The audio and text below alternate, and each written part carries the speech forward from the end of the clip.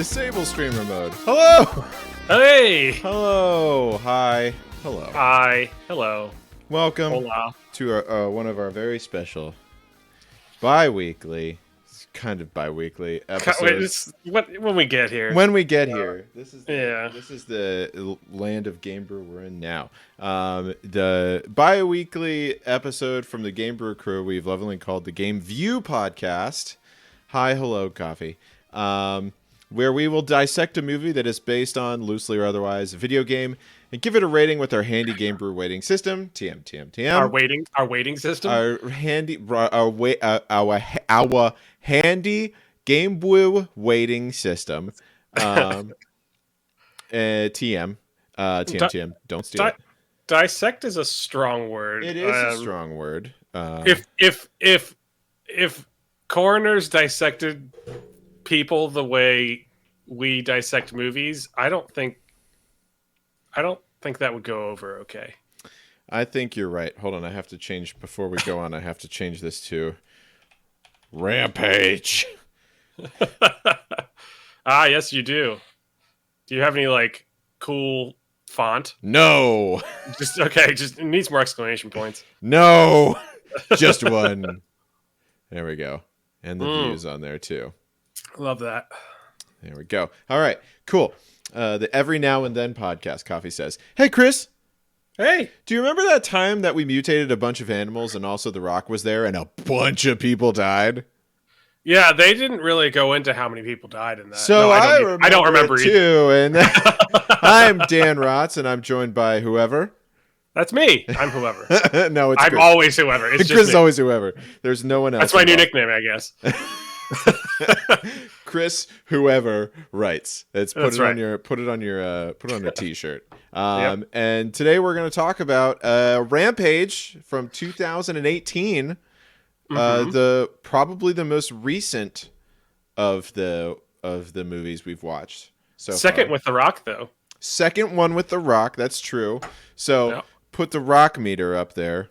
Hold on. I'm gonna add a source real quick. Here we go. Text. Let's see. Add a new source instead. It's gonna be called Rock Meter. There we go. Add Too source. much rock. Font style. Bold. Let's say. Font family. Mm-hmm. This is an interesting. Comic Sans. Ooh. Hold on. Okay. That's how you know it's fun. Number of rocks.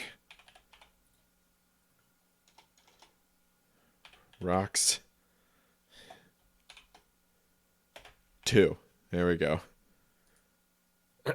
Now put that up in the corner. There we go. Perfect. Nailed it. Number of rocks. 2. 2. We're on there. Wingdings. We're not going to use wingdings. Wingdings. Yeah, but we watched the two. What about webdings? Webdings we could use. We could use webdings. This is a beer and video game podcast, so we're going to talk a little bit about what we're drinking.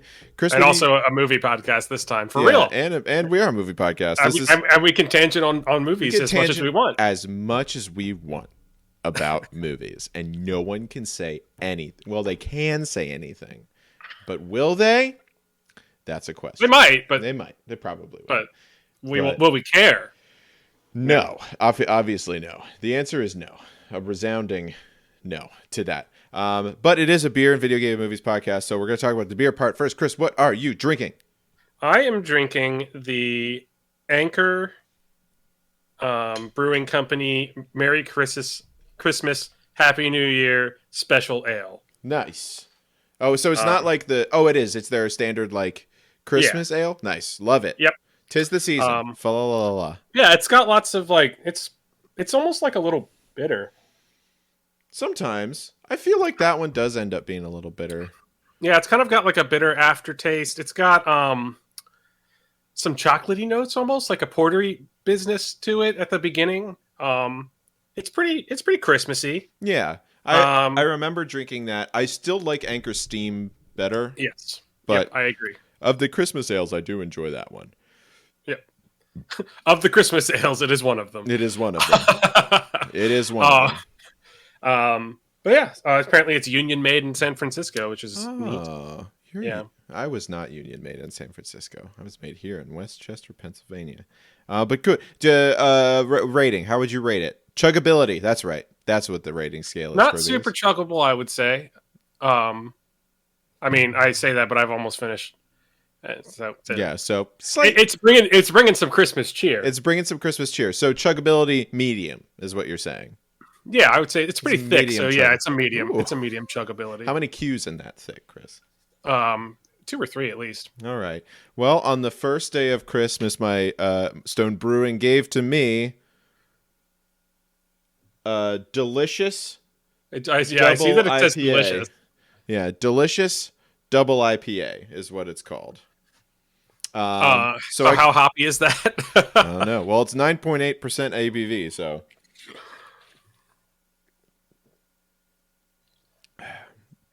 Sorry, 9.4. It's hard to read the label because it's like dark green, and then I can read it better in the camera than I can. That is interesting.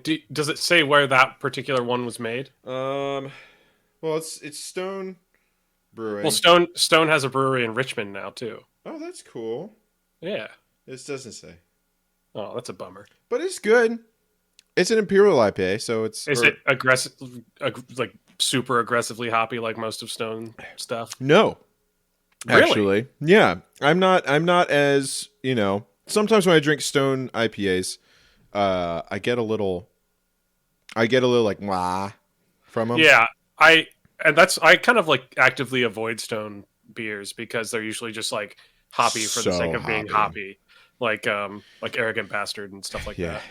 But I got a pack of my favorite type of beers this time of year. It's the 12 days of IPAs from Stone Brewing. So this is the first of the 12 days that I have pulled out. That makes why you sang that song make more sense. It does. Yeah, I should have said that earlier.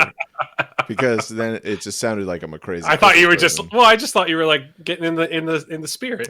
I'm not in the spirit. Okay. We have our tree up. We've wrapped presents already. Sebastian already ate one of the presents. Wait, was it Sebastian's present or no? It wasn't. It was just another present. It was just Sebastian mouth sized. He got the zoomies, and the present was within grabbing distance. So that meant that he grabbed it, opened it up, and then spun around in place a bunch of times. When we weren't home, we saw it on the camera later. That's awesome. But so yeah, it is the season. Fa la la la la. And then the video games part. Have you been playing anything fun recently, Chris? Apart from The Usual Suspects, I thought that was a movie. It is a movie. It is. What would the video game of The Usual Suspects be? Would it be solving crimes or plotting crimes? Well, let's see. The Usual Suspects movie. What if like you know those like asymmetrical like the the games where there's like the ones that I usually don't like. Yeah. A cool concept for a video game, don't steal it, is I'm stealing it. Is what if you had like 4 people trying to do a heist and one person's the cop and the cop has to like foil the heist or like figure out the heist or something. Wouldn't that be kind of cool? Chris, I have an even better idea. Can I steal it? Yeah, you can. And if you make video games, you can steal this too because I just want to play it. Freaking Die Hard. Everybody else is like the Russians, and one is like the Hans Gruber people, and then everybody else, and then the one guy is freaking John McClane, and they're trying. And I mean, in a way, Among Us is that. No, because you go through. I guess that's true, and there is a goal of all the other people of trying to do a thing, and the bad guys trying to screw it up. So yeah. Among Us. Oh my God, we've reached. We need to rebrand Among Us to Die Hard. Die Hard edition. That's so great. Wait, so on the last podcast we talked about video games moving to. Yeah, that's it. So So would that be bad if it was Die Hard Among Us? Ooh, Or would it be probably. good? I mean, it would be bad. I want it to be like a third person over the shoulder like action game though. Like Mm-hmm. that would make it. I think that would make it pretty cool. Gotcha. Except the other person's health is slowly going down the whole time because they don't have any shoes. Yep. So it's like they only have a certain amount of time. That was a solid tangent. That was a solid. Anyways, I've been playing a game called War Tales. War Tales. Does it have Tales of War in it? So it just came out with a new co-op beta. I think I bought this originally when it was. Oh, okay. It's still early access. And it's made by Shiro Games. They also did Evoland, which is the game, and Northgard. I believe they're the publisher for both of those. Okay. So War Tales is basically an open world RPG where you lead a group of mercenaries, and you can kind of just do whatever you want. It's like it's kind of like a less complicated Divinity. Okay. But like you also have to worry about food. Yeah. And like if you steal stuff, you have to wait for like crime to die down, or like your suspicion to die down and stuff like that. But it's more rooted in it's less fantastical, I guess. Gotcha. So not really magic and stuff. There are like ghost wolves and stuff, but I haven't seen actual magic. So it's more like Game of Thrones fantasy. Yeah. And less Lord of the Rings fantasy, I guess, if that makes sense. I gotcha. But yeah, it's pretty cool. I haven't played it in a long time. Okay. I got it right when it first came out on, and it's isometric, like kind of almost XCOM style fighting. Okay.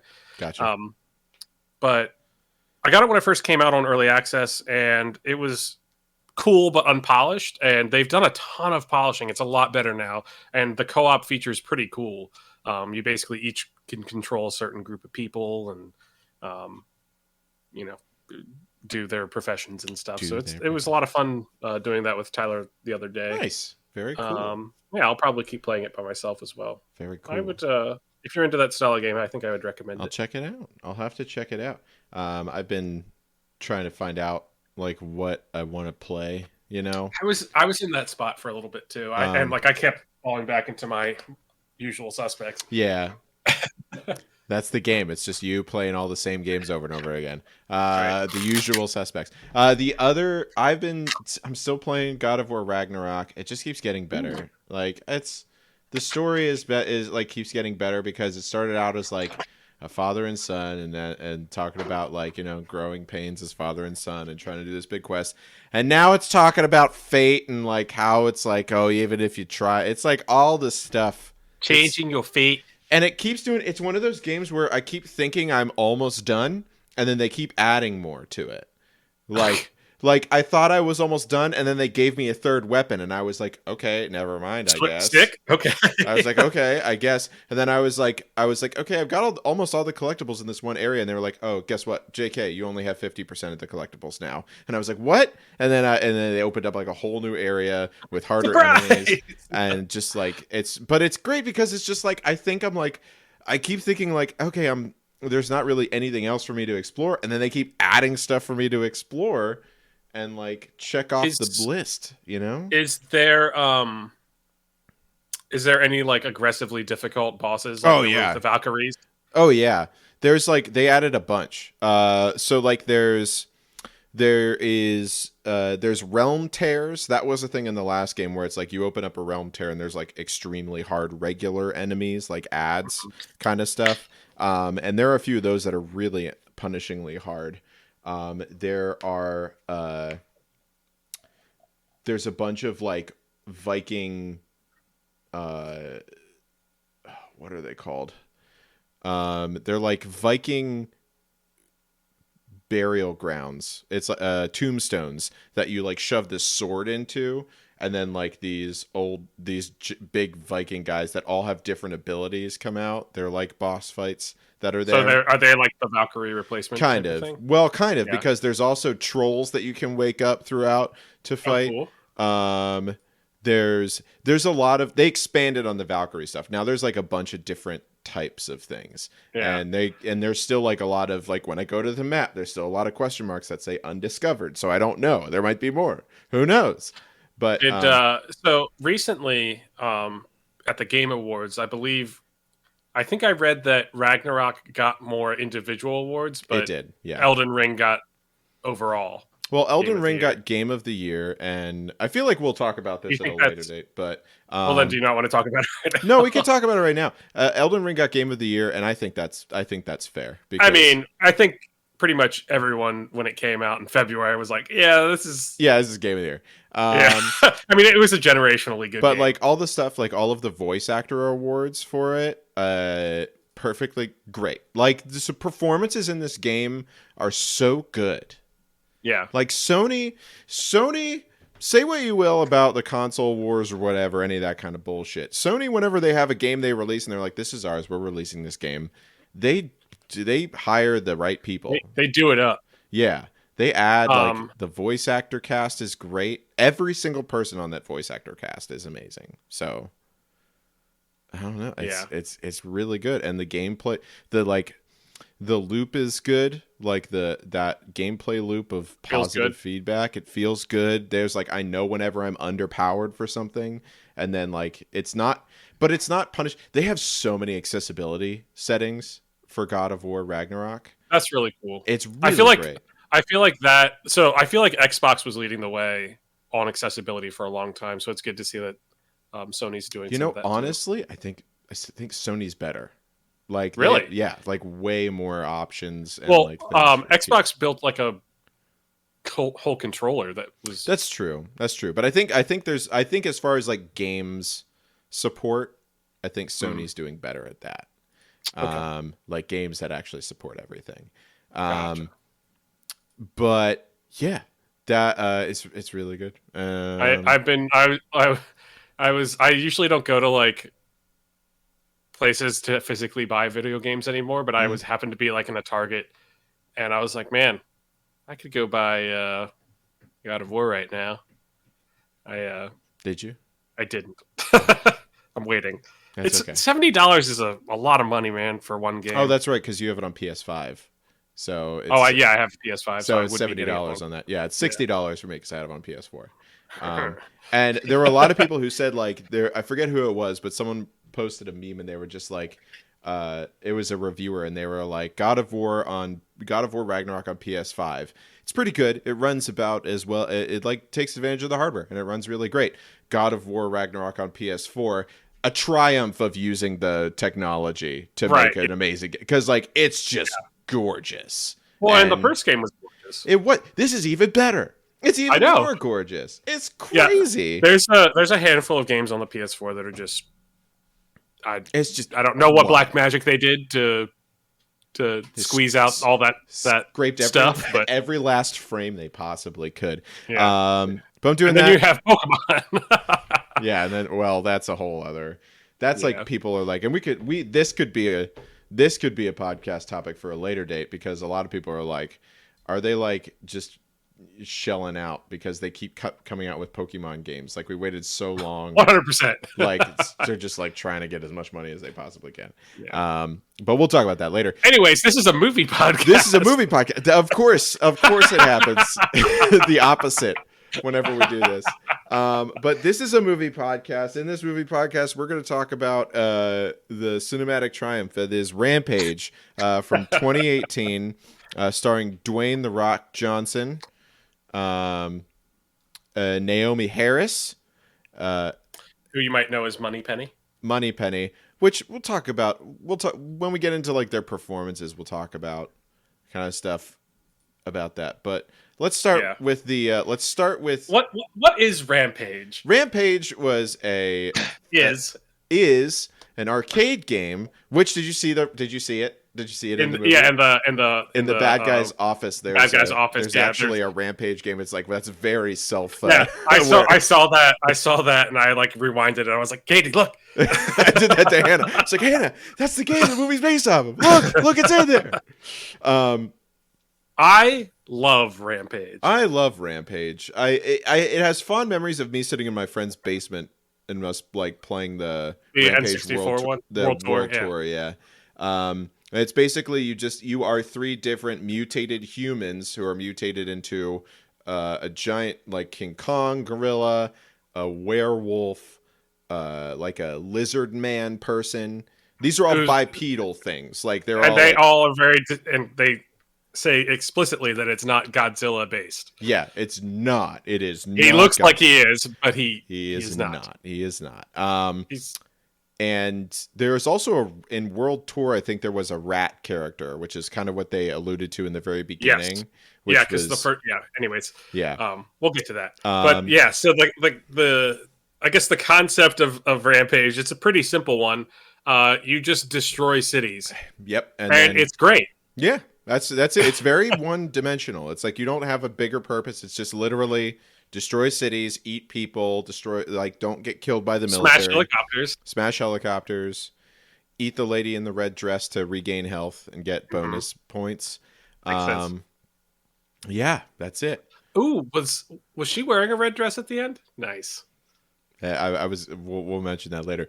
Nice. So this movie is based on this video game starring The Rock Johnson. The game isn't. Which, is. To be clear, we basically just said the whole entire premise of Rampage is destroying cities. Yeah.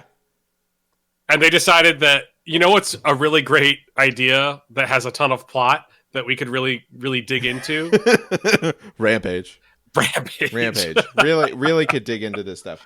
So the movie opens up. We're in at the San Diego Zoo, which now Hannah wants to go to the San Diego Zoo.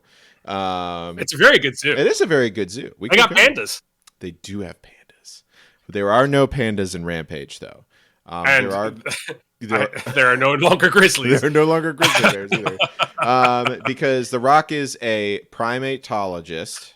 Former, I think, Navy SEAL turned primatologist? Former Navy SEAL turned government anti-poaching task force member turned primatologist. So, yeah. And he's working there, and he has they have a rare albino gorilla. He is named George. And there's a lot of play off of them doing the sign language.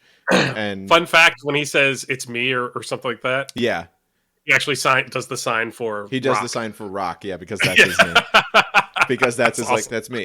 It's me. And I will say, I really liked the interactions between George and The Rock in this movie.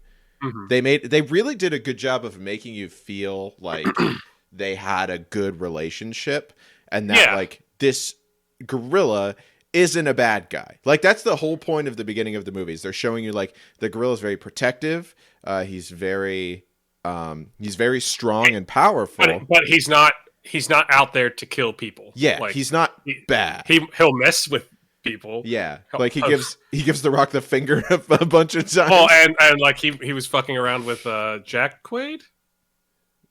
Dennis Quaid? Yeah, yes, Jack Quaid who you may know as Huey from The Boys. Yeah. And random girl character. Yeah. I don't think those characters needed to be there. Well, that's kind of so this is like a popcorn action movie, right? This is like It's not a movie that we're supposed to see because we want to go see a good plot or a good mystery. It's like there's going to be big monsters, there's going to be things exploding, there's going to be action. You're going to like it. It's like you're going to enjoy your time with this movie. And that's it. Yeah. Sorry, yeah, I'll go into my thoughts about that later. Yeah, so they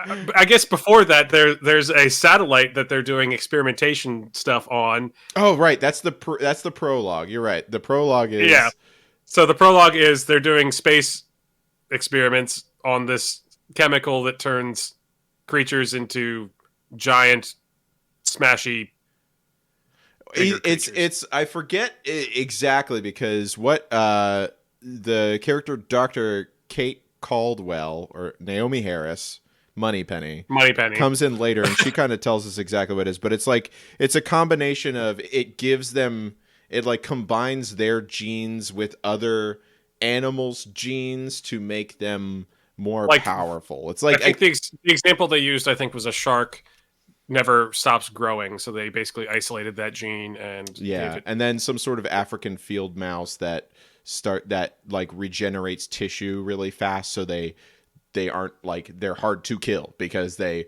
like heal super quickly. Basically, they're trying to make creature weapons. Yeah, using this chemical. It of course goes wrong in space, and so when you have stuff in space, it has to go bad. I will say they MacGuffined us really good with that, like hard, and I was actually going to mention that because you're like, okay, oh, she made it. Oh, never mind. Well, but also the fact that they forced her to go back and get these samples of this experiment, right? When they knew full well that it would still survive. Re-entry. That made no sense to me. It's like, oh, we know they're going to survive re-entry. So then why did she have to go back and get it? Because they're bad guys, Chris. They have to do bad guy things. Just made that was like the first thing. I was like, okay. Everything. But then also, how does it survive re-entry? Chris, can I also tell you that the big thing that the bad guys do to try and get things to happen the way they want them to is activate a tower that sends a signal out from the top of the very building they're in, like the whole to bring the smashy monsters to them, and they're like, this is a good idea. This tower on top of this building in a populated area where I'm currently at is the best way to do these giant kaiju monsters. I didn't mind that because I knew that was like it's a setup. It wasn't even plot. It was just set up to make it more video gamey. Yeah, for them to smash the building that they're going through to get to the top.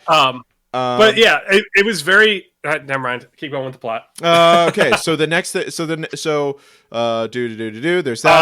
The things that are indestructible on re-entry land 3 different places. One's in San Diego. One's in the middle of fucking nowhere, Wyoming. Yeah, it's like national. For some reason, one's in the Everglades. For some reason, they all land in national parks, which is like, how could they have done this? The zoo is not a national park. Well, the zoo's not a national park, but I mean, it's a national park adjacent. And then of course, animals go out and touch it. There's a wolf that sees one. It gets on the wolf. There's a alligator that eats one. Alligator. I think it's an alligator. I think it's an alligator.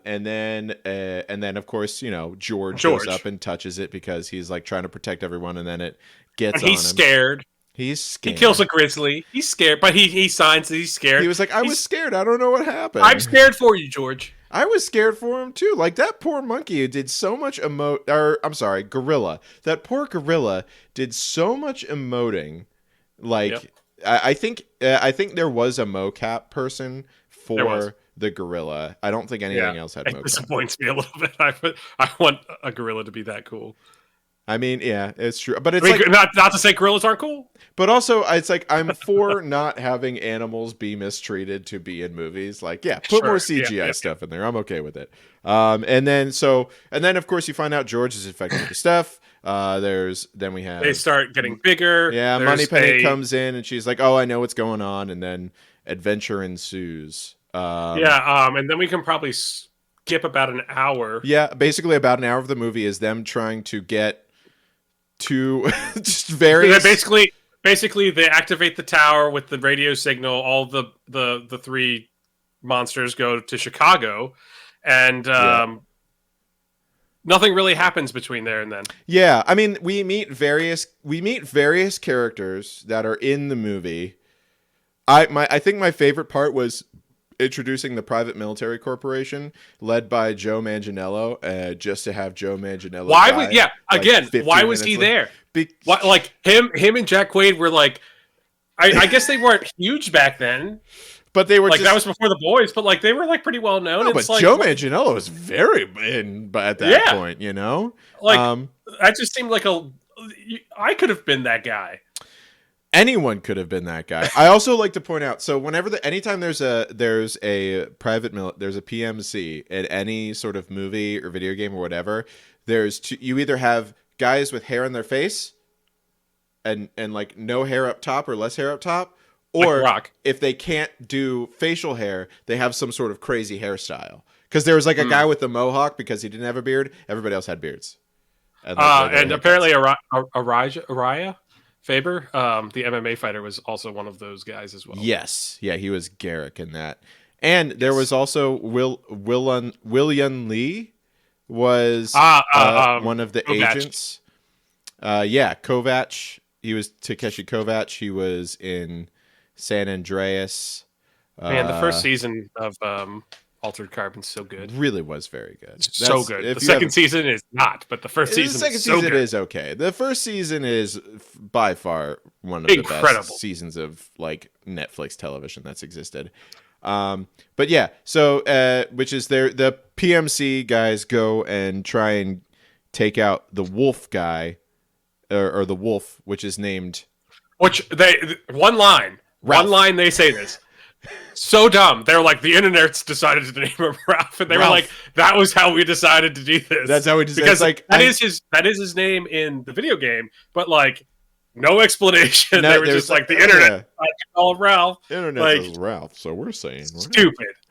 Very dumb. Very. They didn't even name Lizzie. Well, that's because it's a little on the nose. It's like, it's a lizard named Lizzie. I could have used a little. Not a lizard. I mean, it's a crocodile. I wish that was a little bit more on the nose, honestly.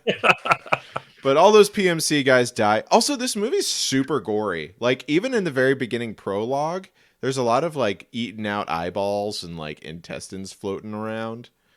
I don't even remember. What was this movie rated? PG-13. Really? Wow. Which I was surprised, especially with the joke at the end with the... Oh, yeah. That was, yeah. I was like, okay. Pretty... It's a gorilla, so it's fine. Pretty crass. We also get Jeffrey Dean Morgan as a government operative.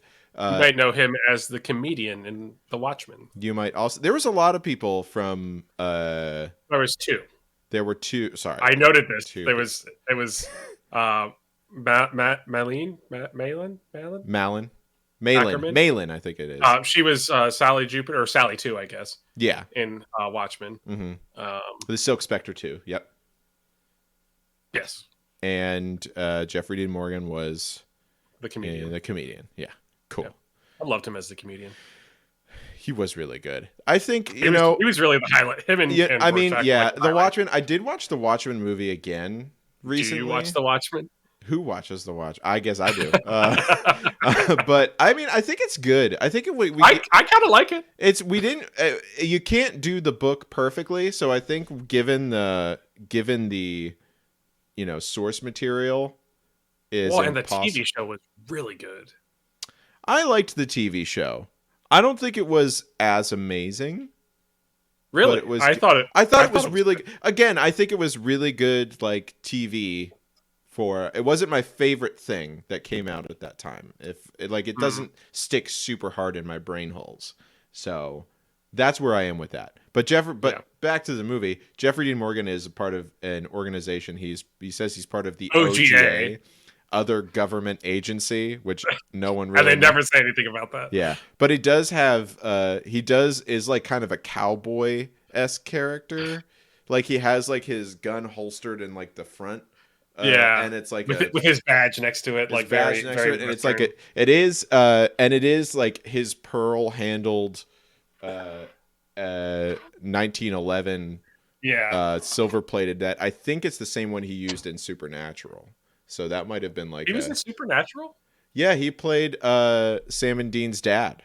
Oh, cool. So he's like the oldest Winchester that existed. Gotcha. I'll continue with the plot. The plot is they just get into at that point. Yeah, so like at that point, I guess it's the three creatures meet up in Chicago and start wrecking stuff, and it's awesome. It is really cool. The smashing and the murder was really neat. I paused it like right when they got to Chicago, and I was like, it took an hour to get to this point. Yeah, and that should not have taken an hour. It should not have taken an hour. There should have been more. I think in a better, like in a different version of that movie, it would have taken place in California, and then they would have been like going along the coast, like through the cities. Yeah. Oh, yeah. Because they're like, I mean, there's so many big, like San Francisco, San Diego, but I think LA. But they kind of did that with San Andreas, except it was a fault Right, that was doing it. So they were like, "Oh, right, same director." What, could be like, same director, and also The Rock. Yeah. Which so he was like, "Can't do it again. Yeah. Already did it once. Can't do it again. Not gonna do it again." And then then at the end, they the monsters kind of fight. They give a chill pill. A chill pill, I guess, basically to George, and he switches sides, as it were. So the chemical made them go crazy and kind of just rage out, rampage, if you will. Rampage. You know, they got a serum to George, and he basically chilled out and was like, "Oh yeah, no, that's The Rock. I remember The Rock. He's awesome." Yeah. Like everyone else, and then he helps fight the other two, the Ralph and Lizzie. Ralph and Lizzie, fights him. And Lizzie looked awesome. Lizzie was terrifying because never mind. Keep with the plot. No. Well, I mean, but the rest of the plot is George fights them. George wins, and you think he's dead, but he's not. But he's not, because he's fucking with The Rock. Which is, again, I think that is the best characterization in this movie is done to George. Everyone else is very one-dimensional. George is like protective. he has a really fucked up sense of humor, which is the best part. Because The Rock says he's just like, he has a really weird sense of humor because he makes like sex jokes and he pretends to be dead and like angry at people. Gives a finger to The Rock all the time. Flips people off. Which is like very like, I don't know. I would expect like a gorilla or at least a chimpanzee maybe to do that kind of stuff. I guess if he thinks it's funny, you know. And also we do get like the sad backstory of which this movie is also very anti-poaching, which is great. Because that's like the whole reason George is so protective is because The Rock found him and he under a car, under a truck because he'd watched poachers kill his mom, and it was like, and it's like so much trauma that this poor gorilla has suffered through, and then he just goes around murdering, eating people because Rampage.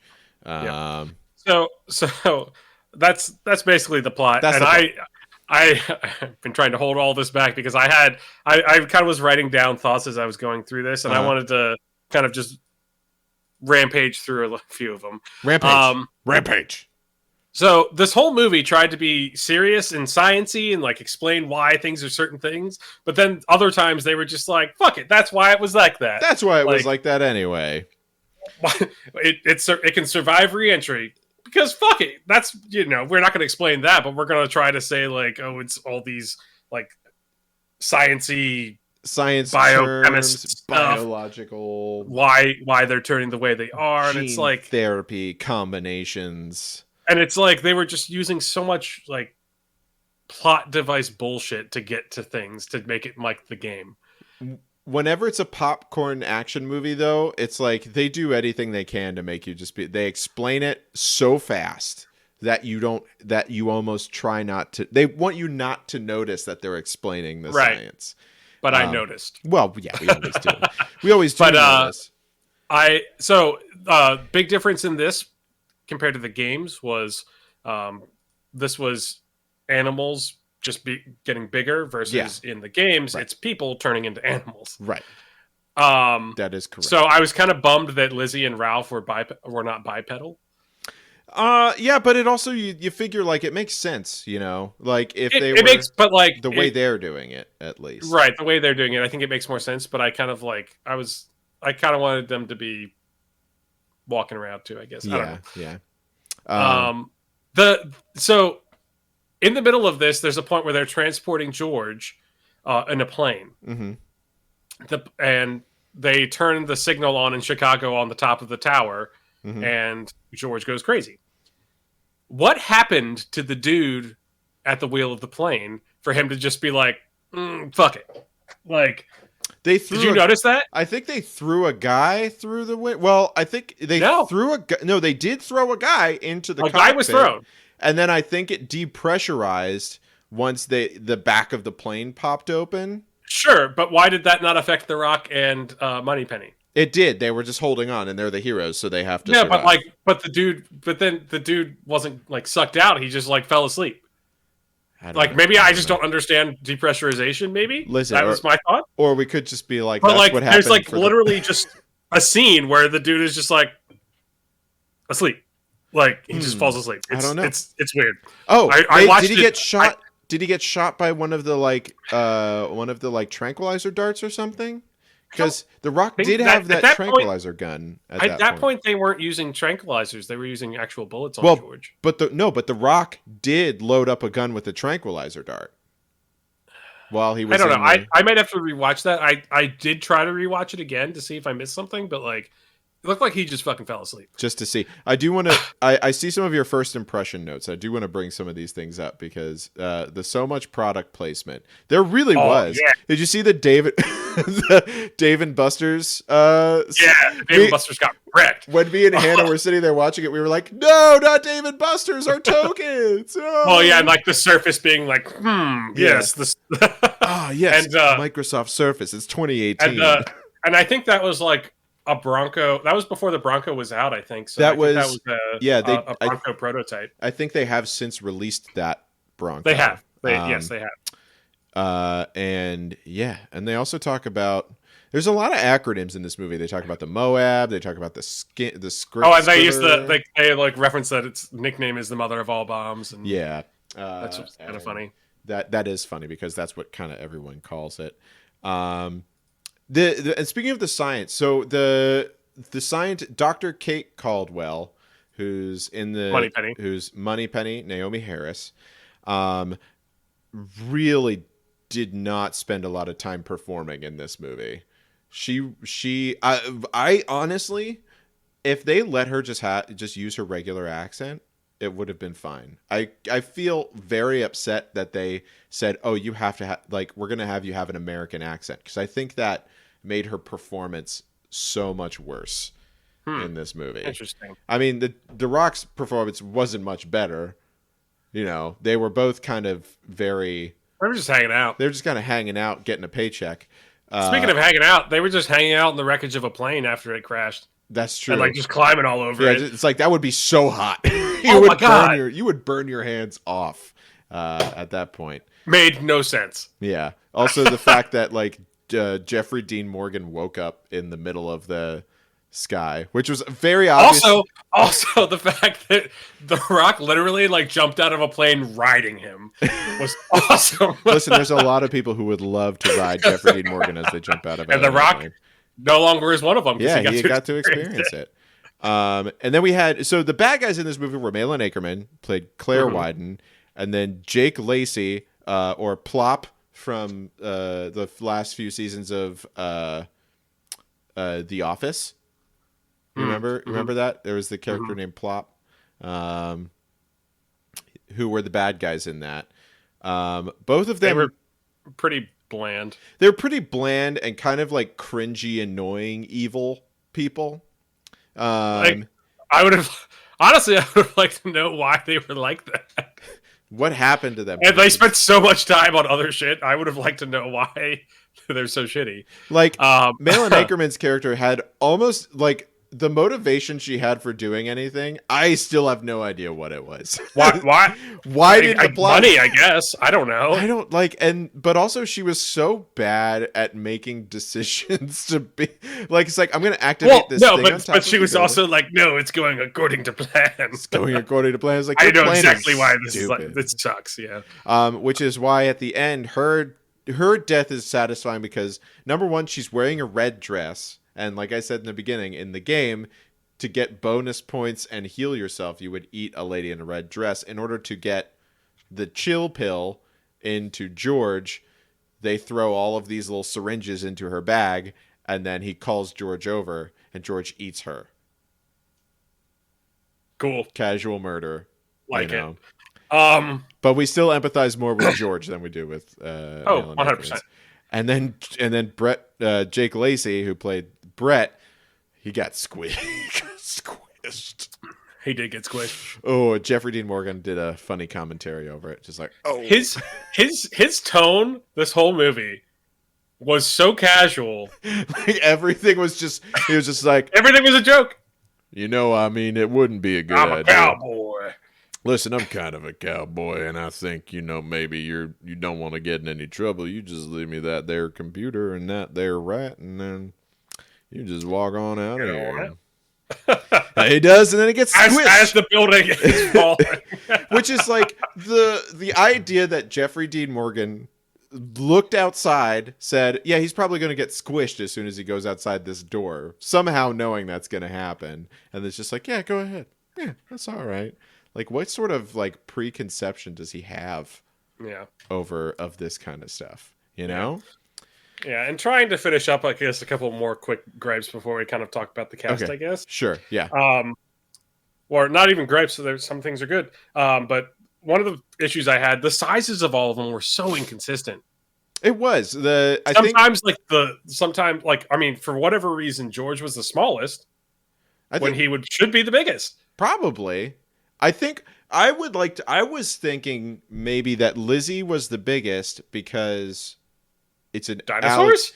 Or because it's an alligator or a crocodile and it was just eating stuff. So like literally it would just be like eating things as it was swimming, and that was what was making it bigger. Versus like the other two, which were like the wolf was bigger because it was also eating stuff. George wasn't really eating anything. But even with that, like George's size changed. Yeah, it's true. A lot, and not like always like getting bigger and smaller. Like in one scene he would be small, and then like they would zoom in closer, and he'd be fucking huge. Yeah, and so it would just be like, maybe it's just like they oversight onto like how big. They never really had a size for him at any certain time. It was just I wish he was bigger. I wish like him and the wolf were bigger. Like King Kong sized almost. Not even that big, but just like as big as Lizzie was. It was big as me. Or as big as Dan. There was a dramatic change in tone for The Rock when they stole that helicopter. Yeah, he got more action. He was like super serious. Yeah. And then he got like silly rockish. That's true. Around that time. And I was like that. I feel like there was some editing issues or something with this movie, or like while they were filming it, they tried to change the tone or something like that. Maybe. But like it felt weird. It's hard to say because a lot of the movies, anything that's an action movie that The Rock is in, is always fairly lighthearted in like the way that he does characters. Like even like Hobbs and Shaw. Have you seen that? Have you watched that? I have not. No, I know your love for. I love the Fast and the Furious. The even Hobbs and Shaw, it's like he's supposed to be like a big, like the strong, serious one, but he's still funny. And it's like I think The Rock is such a funny actor. Like he's just a funny person that he can't not be funny in something. And I think that's really a good thing though, because I think that's one of the things that makes him a good action movie. Like I feel that way about Die Hard, Bruce Willis. I feel that way about Bruce Willis. Like he's he does like action stuff, but he also does the comedy parts of it. And I think that makes it good. That balance of like funny and serious. It shows you he's not a serial killer. He's not just murdering people to murder people, Right. It's like, oh, I have to. It's like I'm doing this because I have no other choice. Not because I want to. Yeah. So that's why I think that tonal shift was probably editing, because the movie was an hour and 47 minutes long. Yeah, which not super long. It's not super long. I will say, going into the movie, I was not excited to watch this movie. Like I wasn't like, oh boy, I'm gonna watch Rampage. Can't wait. I mean, I was like optimistic because I like The Rock. Yeah, I like The Rock too. It's a new one, but. The first half of this, final thing before we move on to those thoughts, I guess. Yeah. I appreciated the amount of helicopters in this movie. There were so many helicopters. Yeah, and I feel like that was like a nod to the game. Yeah, because there are a ton of helicopters. And there's that you have also to smash. a warthog, which is one of the things Yes. that would come in Yep. and Yep. like Yep. attack you whenever you were in the Hmm. game too. Also, I think I appreciated that. Lizzie is also has the tusks of a warthog, which it was funny because he gets the warthog too. Yeah. Yeah.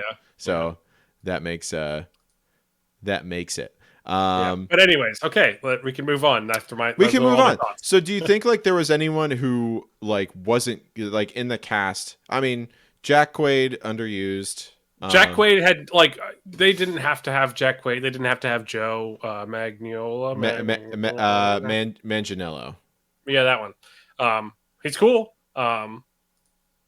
But they didn't have to be there. I don't know why they had to have those. Like that also makes me wonder if they had bigger thoughts for them and then they cut it down. Like And they cut down. The group at the beginning, like Jack Quaid and that random girl and the nerdy other guy. Amy, who is Brienne Hill. Yep. Trying to see what else she's been in. They had nothing to do with anything and didn't have to be there. They just kind of existed. Yeah. They were just, I'm here. They didn't bring anything to me. Them. They added no plot. They were just funny. PJ Byrne, who plays Nelson, he's a fairly well known character actor. He was the assistant in it, or like the other doctor who was a primatologist. Yeah, I mean, I would say that, and like the Will Yun Lee, the guy that's Kovac. Yep. Underused. He was in one scene. Yeah, he was only like in one part for a little bit, and then he disappeared. Right. The director of we mentioned this. The director was Brad Payton, who did San Andreas. San Andreas, Journey to the Mysterious Island, and also that other one. It's basically the same. Oh, you know what? He's the director of Incarnate, which that girl was in, Amy, and she's also in Frontier. So that's why he feels like he's a director who knows what actors he likes, and he just keeps using them. Just uses them. Yeah, which is great. I love that. That's like why I like the Flaniverse. And I guess Will Yun Lee is one of those as well. Yep. Because if you haven't seen any of the Mike Flanagan, like Haunting of Hill House, The Haunting of Bly Manor, Midnight Mass. I liked Midnight the Mass. Midnight Club. He uses all the same actors just because he likes them and he knows they do a good job. So he's just like, I'm just gonna keep hiring the same people, which is fine, which is great. I'm all for it. Add new people, keep the same people, keep it going. Did you read there was like the little bit of trivia where one of our favorite directors of video game movies, Hugh Boll, who also has a trilogy of Rampage movies not related to the games. Yeah, he was upset about this movie because he was like, this is infringing on my copyright for this. Not upset enough to actually file a lawsuit. Course not. Of course not. This is a big budget movie compared to his crap that he's putting out. So like that wouldn't do anything. But I just think it's funny because like he also does video game movies, and it wasn't even like this one. Yeah, his Rampage is not a video game movie. It's just a guy shooting stuff. But yeah, and like I said before, I think Naomi Harris kind of phoned it in. Dwayne did his best. I mean, I think my favorite character was Jeffrey Dean Morgan's character. I think I like Jeffrey Dean Morgan. Honestly. I think maybe that's it. I think really that's it. Because he's just his nonchalant. He was very Negan-esque, like from The Walking Dead. Yeah. He did kind of channel that a little bit. Yep. That's yeah. So I think that did it for me. Yeah. So it's like I mean. Yeah. Yeah. The plot we've talked a lot about. I think it was they could have done less. I think honestly, yeah. Like I said before, they took an hour to get to the smashing buildings part, which is really the crux of what Rampage is about. And it just wasn't as. I mean, I think that what they were trying to get to was the payoff of the end. Oh, the other thing I meant to mention. So, The Rock and George had a thing they did with like the fist pounding. Like, Yes. Yeah. emotional fist pound, like the Yeah. most emotional fist pounding I've ever seen. That sounds weird to say, but and at the end, like I feel like that was like the payoff for everything, was just trying to get like that last fist pound at the end. Yeah, just that's a good, and then of course the not dramatic flipping of the bird. Yeah, That happened. but yeah, like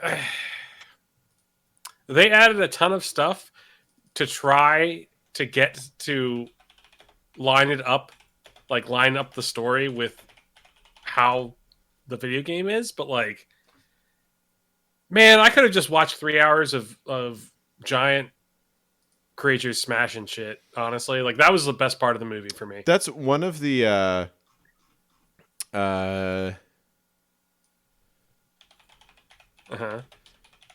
sorry, that's like one of the reasons I really like the movie what is it? Pacific Rim.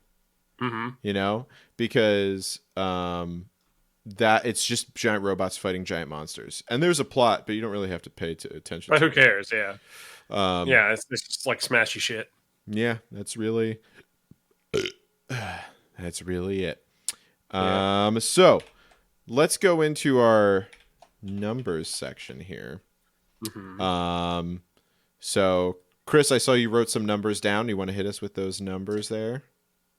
Yep. So it made $101 million in the U.S. and Canada, and $327 million total. This came out in 2018. What was the budget? Do you know what the budget was? 120 to 140. Okay, so not a flop. It did okay. And honestly, according to Wikipedia, there's a potential sequel on the way. Rampage 2, the Rampagening. I better be World Tour. It better be World Tour. Oh my god, that'd be so great. I love it. This, as far as the rankings for the year it was released, Rampage beat out, thank God, Mamma Mia, Here We Go Again. They made a second one? Yeah, they did. Did you not know they made a second Mamma Mia movie? Why? Have you not seen Mamma Mia? I've seen. Do you not know the cult following that the Mamma Mia movie Listen, man, has? I have a record that is the magic of ABBA, so I understand the magic of ABBA. But it beat out Mamma Mia, Here We Go Again, Solo, A Star Wars Story, and Spider-Man. It did. Really? Yeah, and Solo, A Star Wars Story. Well, this is based off of the worldwide box office. Yeah. So it beat those. And it was beaten by A Star Is Born, Wobi Shi Yao Shen, which is not a movie we would have seen. That only grossed $6,000 domestically. And Bumblebee in worldwide gross. Bumblebee. And just for reference, the biggest grossing movie that year was Avengers Infinity War in 2018. So, yeah. There's a lot of good. Yeah, a lot of it. Yeah, Black Panther came out that year. Incredible. It made more money than Solo? Solo, it made more money worldwide. Solo made more money domestically. Solo made $200 million domestically. Rampage made $100 million. So. Gotcha. Oh, but this is interesting. Yeah, the domestic share of Rampage was only 23%, whereas the Solo Star Wars Story, the domestic share was 54%. So a lot more money was split between both. I can't sort this particular list I'm looking at by domestic gross. Interesting. So it did moderately well. It did. I think it did better than I would expect it to have done. Yeah, well, I feel like, we mentioned this before. This director also did San Andreas and Journey to the Mysterious Island with The Rock. So The Rock likes working with him, apparently. And at this time, I feel like The Rock was doing a lot of these similar movies.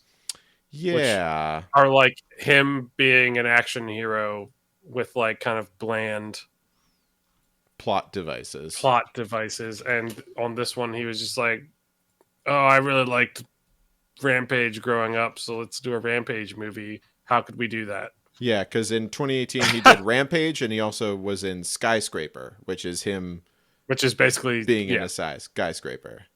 Yeah. What is that movie even about? He is missing a leg, and he is in a. He's missing a leg. How did they do that? CGI. CGI. It's all CGI. I mean, I guess that was a dumb question. And then the next year he was in Fast and Furious Presents Hobbs and Shaw, which you should see. You should watch. And then the next year he's in Jumanji: The Next Level. Speaking of which, I'm making a new D&D campaign. Sick. Where I'm going to Jumanji people. I'm making them make like characters that are regular ass human people, and then I'm gonna Jumanji them into like a video game. Are you gonna choose what they are? No, I'm gonna like them. It's gonna be like the plot's gonna be like they're gonna come to Dan's house to play D&D, and they're gonna have their characters picked out. But I'm not gonna make them pick like backgrounds or anything for their characters. I'm going to have them make backgrounds for the people who are coming in to play the characters, and then they're going to get just shot into the forgotten, into Faerun. It's going to probably be something slightly different. I'm going to make it video game-esque, so they're going to be able to see like health bars, and they'll have like inventories that they don't have to worry about finding bags of holding or anything like that. They'll just have cool. Like a Skyrim-esque inventory full of cups. That's cool. And stools and bullshit like that. I like that. So yeah. So that's where it fell. But we're going to get to the most important part of our podcast, which is where we're gonna. Chris, I want you to give me using our patented handy dandy Game Brew rating system. Mm-hmm. What would you give this movie? So this movie, for 3/5 of it, I guess, kind of sucked. Okay. It was slow. It was really just leading up to the point where they could just smash it. The smashing part was awesome. You enjoyed the smashing. Okay. Highly enjoyed the smash. Like, I was having a great time once I got to Chicago and started smashing shit. Like, you went all Nigel Thornberry and you were like, smashing. Exactly. Yeah, so that was like, that part was great, and it really kind of helped make up for some of the other parts. And I will say that some of the beginning parts did kind of set up some of the end parts for some of the emotional payoff. So I'm gonna go with 3 out of 5 people's elbows. Okay, 3 out of 5. So I'm gonna do it out of 10. So that would be like a 60. 6 out of 10? Yeah, 6 out of 10 people's elbows. 6 out of 10 people's elbows. Okay. I'm going to actually go a little higher. Because I did enjoy watching this film. And I also use Hannah as kind of a litmus test too, because she was sitting next to me and she was watching it too. She was like commenting on stuff. I know she doesn't like something whenever she doesn't comment on things and is just on her phone the whole time. Do you think it's a good thing or a bad thing? With this litmus test, do you think it's good or bad that she hasn't seen as many movies as you? Oh, we're getting close. I'm making her watch all the movies, man. Right, but you know what I mean? Like, you're a more experienced movie watcher. I think because this movie, and here's where this movie is different, I think, from some of the other ones that we've done so far. This one was made the right way for people who hadn't played the games. Like, you didn't need to know what the game was about to still enjoy the movie. There were little nods to stuff in it, and there were allusions to the parts of the video game that were important. But in general, I think and if you're like super in tune with the game, you'd be like, oh. Yeah, you'd be like, oh, that's like a thing. Like the lady in the red dress thing. Like, it's like no one would have... It did not matter at all to the plot. Like, they didn't ham-fist feed it to you, but we knew what was going to happen to her when she had that red dress on. No, I like that a lot. So I think it's still not very high. I'm going to give it a 7 out of 10. But it's 7 out of 10 And albino gorillas. okay. For this one. So I actually really liked. I thought it was a good movie. I thought it was like a good popcorn action flick. You didn't have to really turn your brain on. You could just watch action stuff happen. There were enough things that made me go, "Oh!" whenever it happened to people. That like I think whenever George whenever Ralph was jumping at George one time, and George had like a giant the top of a skyscraper in his hand, and he just did like an uppercut, like Oh, yeah. yeah. When he did that, I was like, "Oh fuck yeah!" That it was was just awesome. like, "Oh hell yeah, dude!" It was so good. Or at the end when he like stabbed him with the spike, like yeah, fuck. it was just I was like, all fuck things. Yeah, buddy. They really made it so like anytime something happened that made you go, "Oh," it was a good thing. So that's why I give it a 7 out of 10. Like I enjoyed it, and it was fun. It was a fun movie. All right, so I really did not enjoy the first half, but man, I really enjoyed the second half. oh boy, Man, with that being said, can yes. Hold on, I think I will say. Hold on, I want to see if I can share. Hold on, I'm gonna browser source, add source. Nope, add new source instead. I'm gonna call this one the list. Add source. Oh no, wait. Hold on.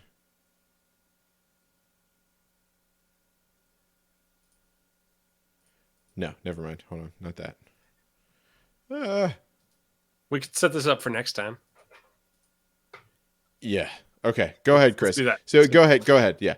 So okay. So with that being said, Mm-hmm. I enjoyed the second half of this movie so much that I think it's my favorite of what we've seen. Chris, do you want to know something amazing? Do you feel the same way? I feel the same way. I think this is my favorite movie that we have seen. So this is the one movie. But I will say, I don't know if it's the best video game movie. It's not the best video game movie, but it's the one I had the most fun with. Right.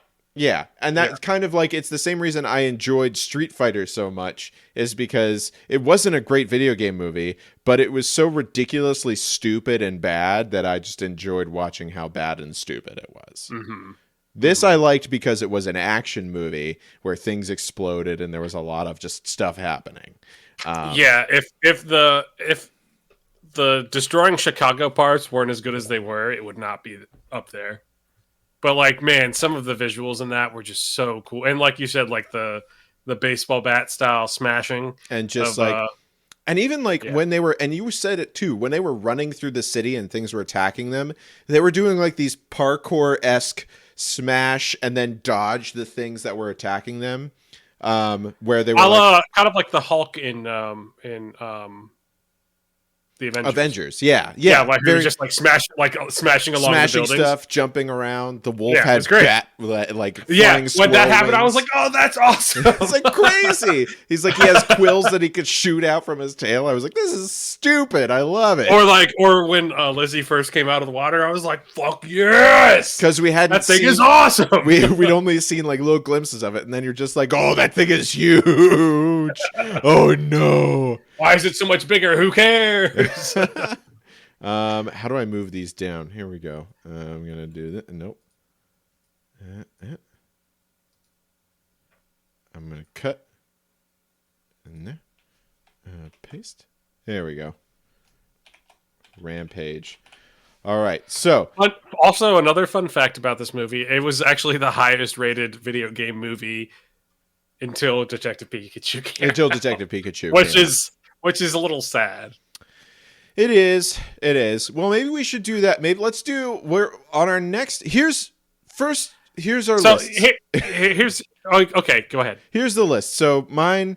So far, Chris and I agree on only 2 movies, which is Rampage and Resident Evil on our lists. Yes. But mine goes from top to bottom: Rampage, Street Fighter, Doom, Resident Evil, Hitman, Lara Croft, Tomb Raider, and then Chris's goes Rampage, Hitman, Street Fighter, Resident Evil, Lara Croft, Tomb Raider, and then Doom. Oh, you're framing it with the Rock. You've got the Rock framing on there. But maybe for our next movie. I mean, you were mentioning you were talking about Street Fighter and how truly bad it was, and it reminded me of the Mario movie because that's hilariously bad because it's good because it's hilarious. Right, we all like it because it's so bad. Like we talk about it with positive remarks, even though it's the worst because movie. It's so bad. Yeah. Should we? Should that one be next? I think we have Dead or Alive still on the list. We still have Dead or Alive is the next one on the list. So we have to pick the other one. Now we could either pick a really bad one like the Super Mario movie, or you just mentioned Detective Pikachu. We could put that one on there and see what everyone thinks. But I've seen Detective Pikachu, and I know it's going to be on the top. Yeah, I mean, I know it's going to be on the top. It's actually a pretty good movie. So then let's do the Super Mario Brothers movie. So the vote will be Bob Hoskins with Bob Hoskins and John Leguizamo, and Dead or Alive. Those are two bad movies. Those are two real bad movies. But boy, howdy, will we watch them? I'm surprised. I wonder if because Rampage was relatively decent, that's why it took so long for people to vote for it. Probably. I think it's because all the other movies that were I think the other ones we've done have been so iconic, and Rampage came out so recently, but it also came out in 2018, which was very dense with looking at there was Incredibles 2, there was Solo, there was a bunch of Marvel stuff. There was Ready Player One came out that year. Ant-Man and the Wasp came out. Deadpool Ready Player 2. One was I really wish they kept some of the references from Ready Player One. It would have been cool to see some of those like Evas and stuff. Chris, do you have Kindle Unlimited? Maybe. Okay. There's a book that I want to recommend to you. It's called Dungeon Crawler Carl. Okay. It was like a book that was written on a publishing website, on a writer's website. So the guy was releasing it chapter by chapter as it was going on, and then published it into books from it. So, and was getting feedback along the way from it. You would like it a lot. It's very interesting. I don't want to tell you anything about it because it kind of spoils what makes it good, but Dungeon Crawler Carl is what it's called. It's a series of books. I'm on the second book right now, and I'm enjoying it. It's a good nighttime read, and that goes to anybody else who's out there. It's on Amazon Prime for free. So nice, check it out. Sick. I will do that. But yeah, so then we'll put a thing in the vote. Anybody who is who listens to the podcast, by this point, it will be up there, and you can vote for it. It's also what's today? It's the 11th of December, so there's probably not going to be a podcast. Well, no, I guess there might be a podcast next week, and then we'll have 2 weeks off ish. Mm-hmm. Because since both Christmas and New Year's Day are on Sundays, so so maybe New Year's Day there will be some playing or hanging out happening. We'll find out, but stay tuned. We'll post things for you in the Discord. But yeah, that's it. That's it. Chris, any final thoughts on Rampage? Second half was awesome. I will agree with that. And with that, we'll end this podcast by not saying anything. So screw you, idiot.